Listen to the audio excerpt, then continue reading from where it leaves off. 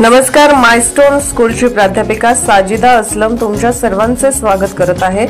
2025 आणि 2026 ऍडमिशन आमच्या शाळेचे सुरू झालेले आहेत। आमच्या या शाळेचे वैशिष्ट्य म्हणजे तिथे मुलांना ज्ञान मिळवण्यासाठी, सर्वांगीण विकास साधण्यासाठी आवश्यक असणारे अनेक संधी आणि घटक मिळतात। या शाळेत 4 वर्ग आहेत: play group, nursery, junior KG, senior KG. या शाळेत प्रत्येक वर्गासाठी एक दीदी सुद्धा ठेवलेले आहेत, जेणेकरून मुलांना कोणतीही इजा होणार नाही, मुलांचे संरक्षण होईल यासाठी या शाळेतील सर्व शिक्षिका मुलांकडे आपल्या मुलांप्रमाणे लक्ष देतात, त्यांचा सांभाळ करतात। या शाळेत मुलांना खेळण्यासाठी प्ले एरिया आहे, त्याचे वेगवेगळी खेळणी ठेवलेली आहेत। नुसता अभ्यास पुरवला जात नाही, या शाळेमध्ये त्याबरोबर खेळाकडेही लक्ष दिले जाते आहे। या शाळेत ऍक्टिव्हिटी रूम, जिथे की मुलांना स्वतः प्रॅक्टिकल करून कन्सेप्ट समजता येईल, जिथे की क्रीडा आणि कला याच्याकडे सुद्धा लक्ष दिले जात आहे।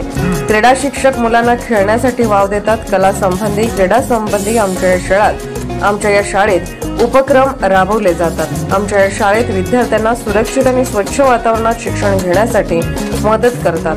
विद्यार्थ्यांच्या व्यक्तिमत्व विकासासाठी उपक्रम राबवले जातात। क्षेत्र भेटी हा अनुभव मिळवून देण्यासाठी प्रत्यक्ष क्षेत्राला जाऊन भेट दिली जाते।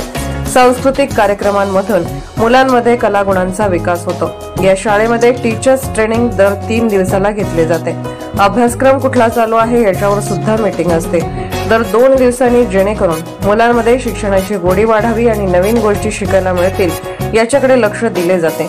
मुलांच्या संरक्षणासाठी प्रत्येक वर्गात पूर्ण शाळेत सीसीटीव्ही कॅमेरे बसवलेले आहेत। ही शाळा नक्कीच तुमच्या मुलांसाठी नवीन मार्ग दाखवेल। नव्या गोष्टी, विविध विषयाचे ज्ञान तुमच्या मुलांना नक्की मिळते। आमचा पत्ता आहे डायमंड हॉटेल समोर, प्रीती भोजनालय, बाजूस विश्रामबाग, सांगली। आमचा संपर्क, मोबाईल नंबर 97 93 92 99 39। स्थानिक गुन्हे अन्वेषण शाखा सांगली यांची कारवाई। घरफोडी करणारा आरोपी अटक, त्याच्याकडून 4,39,100 रुपयांचा मुद्देमाल हस्तगत। माननीय पोलीस अधीक्षक संदीप घुगे यांनी स्थानिक गुन्हे अन्वेषण शाखेत मालमत्तेविरुद्ध गुन्हे करणाऱ्या इसमांची माहिती काढून त्याच्यावर कारवाई करून मालमत्तेचे गुन्हे उघडकीस आणण्याचे आदेश दिले होते। सदर आदेशाप्रमाणे पोलीस निरीक्षक सतीश शिंदे, स्थानिक गुन्हे अन्वेषण शाखा यांनी स्थानिक गुन्हे अन्वेषण शाखेकडील एक पथक तयार करून त्यांना संजयनगर पोलीस ठाणे हद्दीमध्ये आरवाडे पार्क येथील बंद घराचे कुलूप तोडून तिजोरीमधील आतील लॉकरचा छोटा दरवाजा मोडून त्यातील सोन्याचे दागिने व रोख रक्कम चोरी केली होती। सदर गुन्हा करणारे संशयित इसमाची माहिती घेऊन गुन्हा उघडकीस आणण्याबाबत आदेश दिले। त्या अनुषंगाने सांगली विभागात पेट्रोलिंग करत असताना पोलीस उपनिरीक्षक कुमार पाटील यांचे पथकामधील पोलीस शिपाई ऋतुराज होळकर, पोलीस नाईक सुशील मस्के व पोलीस शिपाई विनायक सुतार यांना त्यांच्या बातमीदाराकडून बातमी मिळाली की संजयनगर येथील मंगळवार बाजार येथील असलेल्या महानगरपालिकेच्या गाळ्याजवळ एक इसम चोरीचा माल विक्री करण्याकरता येणार आहे।